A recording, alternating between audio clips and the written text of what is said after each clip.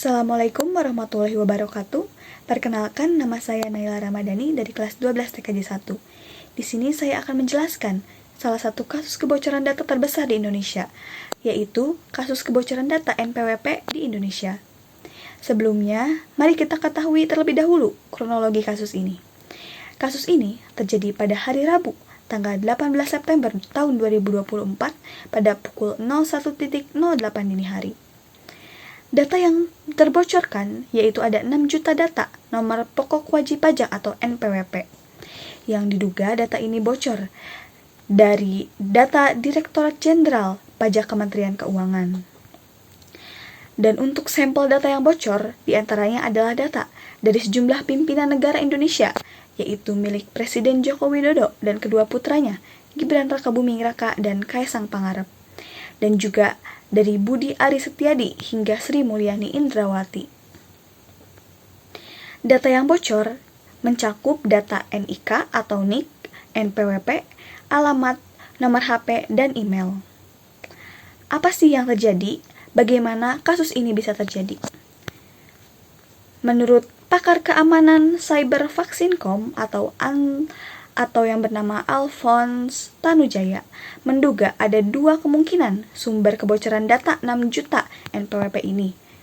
Peretasan ini dilakukan dengan dua kemungkinan, yaitu langsung meretas dari komputer atau server utama, atau meretas melalui komputer yang terhubung dengan server.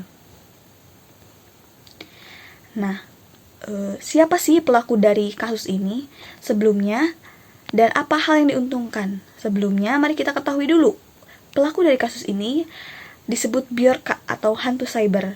Ialah peretas anonim yang sudah beberapa kali membobol data di Indonesia. Aksi-aksinya selalu menargetkan institusi pemerintahan, membuatnya cepat dikenal sebagai ancaman cyber terbesar di tanah air. Peretas ini mencuri perhatian dengan data-data sensitif yang ia bocorkan dan klaimnya yang berani. Salah satu aksinya yang paling menghebohkan adalah ketika ia membocorkan data pribadi pejabat, negara, dan politisi. Jadi, hal apa yang diuntungkan dari pelaku atas kejadian ini? Tentu saja pelaku atau Bjorka menjual belikan data 6 juta NPWP ini dengan harga kurang lebih 150 juta di Breach Forum.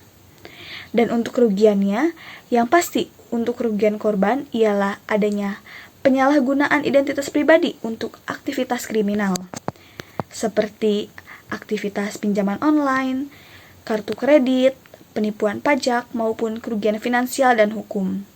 Dan untuk perusahaannya atau Direktorat Jenderal Pajak Kementerian Keuangan, yang pastinya ialah kehilangan kepercayaan dari masyarakat.